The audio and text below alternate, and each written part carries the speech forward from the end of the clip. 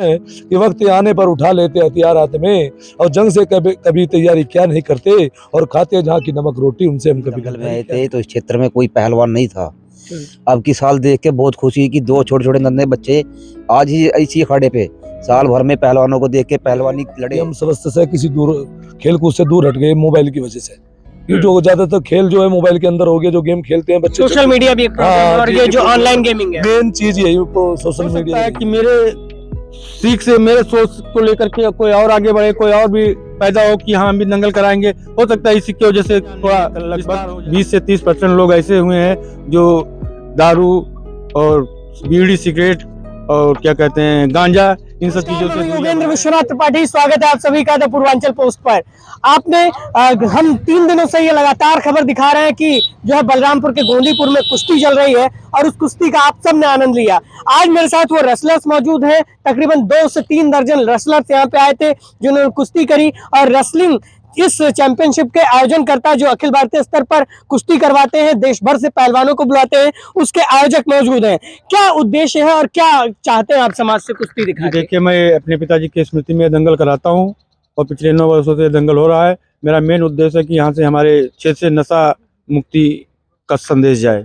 नशा मुक्ति एक बहुत बड़ी समस्या है क्योंकि शराब की दुकानें सरकार ही लगातार खुलवा रही है, तो वो तो बंद नहीं किया जा सकता।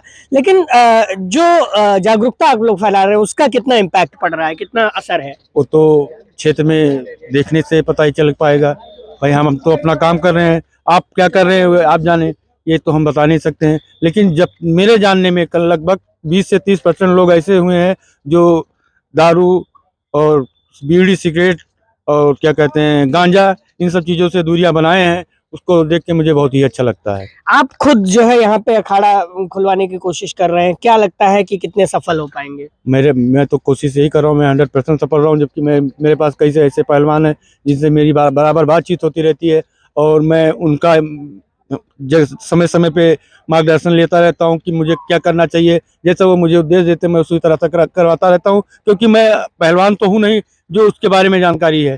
हाँ, मुझे ये लगा कि ये पुरानी खेल है और पुरानी धरोहर है, इसको मुझे संभाल के और सहयोग के रखना चाहिए। इसकी वजह से मैं दंगल करवाता हूँ। कुश्ती विलुप्त होती जा रही है, आपने खुद कहा, और चूंकि जो ये भी रहा होगा कि जो है ओलंपिक में इसीलिए शामिल किया गया कि कुश्ती कहीं ना कहीं आम जनमानस में विलुप्त होती जा रही है। क्या लगता है कि इस तरह के आयोजन कितना हेल्प कर पाएंगे? अगर ऐसे रहा तो कुछ ना कुछ तो जरूर रहेगा। जैसे आज हमने करवाया, 10,000 की जनता है हमारी दंगल को, कुश्ती को देखी। हो सकता है कि मेरे सीख से मेरे सोच को लेकर के कोई और आगे बढ़े, कोई और भी पैदा हो कि हाँ हम भी दंगल कराएंगे। हो सकता है इसी की वजह से थोड़ा विस्तार हो जाए।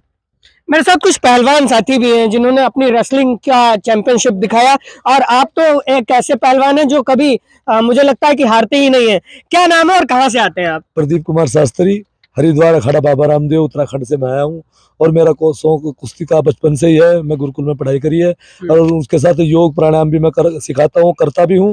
और इसके द्वारा मैं ट्रैक्टर वगैरह भी रोक देता हूँ, उतार लेता हूँ। बहुत सारे हेल्थ एंगेज कारनामे भी मैं दिखाता हूँ। 1-2 यहाँ पे भी दिखाया मैंने, सीने पे ईंटें तोड़कर और बेल पत्थर तोड़ के दिखाई अपने सिर पे मार कर।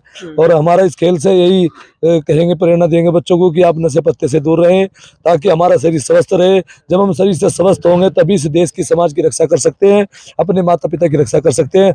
तब हम गर्व से कह सकते हैं कि वक्त आने पर उठा लेते हथियार हाथ में और जंग से कभी तैयारी क्या नहीं करते और खाते जहाँ की नमक रोटी, उनसे हम कभी गद्दारी क्या नहीं करते। आपको क्या लगता है कि युवा जो है कहीं ना कहीं जो है इन खेलों से दूर है, चूंकि ये बहुत वर्जिश का काम है, बहुत मेहनत का काम है, बहुत सारा ताकत लगता है, तो क्या लगता है आपको? भाई मेन चीज ये है कि जो हमारा जो युवा पीढ़ी है ज्यादा नशे में लिप्त है, बीड़ी गुटखा पान तंबाकू जैसे नशीले पदार्थों का सेवन कर रहे हैं, मोबाइल का ज्यादा यूज कर रहे हैं। तो मेन चीज ये भी है कि हम समझते से किसी खेल कूद से दूर हट गए मोबाइल की वजह से।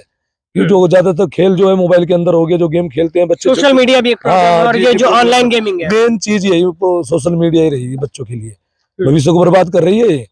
जो सोशल मीडिया है, जो मोबाइल नंबर चल गए ना, गेम चल गए उसमें, क्योंकि बच्चे का शारीरिक विकास तो नहीं होगा, मानसिक विकास उसका जरूर होगा, उसका दिमाग तेज होगा, लेकिन शरीर से वो कमजोर होगा। शरीर से कमजोर होगा। आप खुद गुरु हैं और आप हनुमानगढ़ी से जुड़े हुए हैं, क्या लगता है कि इन खेलों का कितना प्रभाव समाज पर?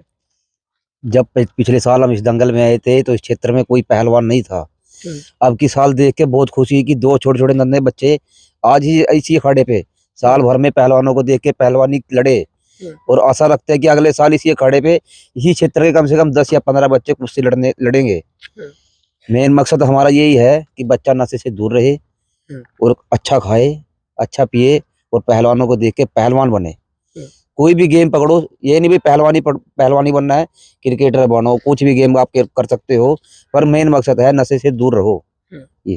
ये बड़ा इम्पैक्चुअल बात आपने कही, क्योंकि समाज पर अगर नशा प्रभावी हो जाएगा तो कहीं ना कहीं दिक्कत होगी। आप क्या कहना चाहते हैं युवाओं को, और खुद आप युवा हैं, अभी पहली बार आप कुश्ती लड़ रहे हैं शायद यहाँ पे, हाँ जी, क्या लगता है?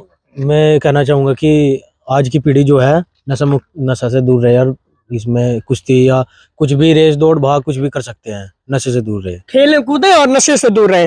तो ये थे मेरे साथ आयोजक और पहलवान जिन्होंने तमाम बातें बताई। और मुख्य बात यही है कि जिले में इस तरह की जो चैंपियनशिप है, इस तरह की जो प्रतियोगिताएं हैं, वो आयोजित करने का मकसद यही है कि कहीं ना कहीं युवाओं में जो नशाखोरी व्याप्त हो रही उसको दूर करना और युवाओं को प्रेरणा देना कि वो जो है नशाखोरी से दूर होकर खेलों की तरफ मुड़े या पढ़ाई लिखाई की तरफ मुड़े और अपना भविष्य बना सके। बलरामपुर से मैं योगेंद्र विश्वनाथ त्रिपाठी, द पूर्वांचल पोस्ट के लिए।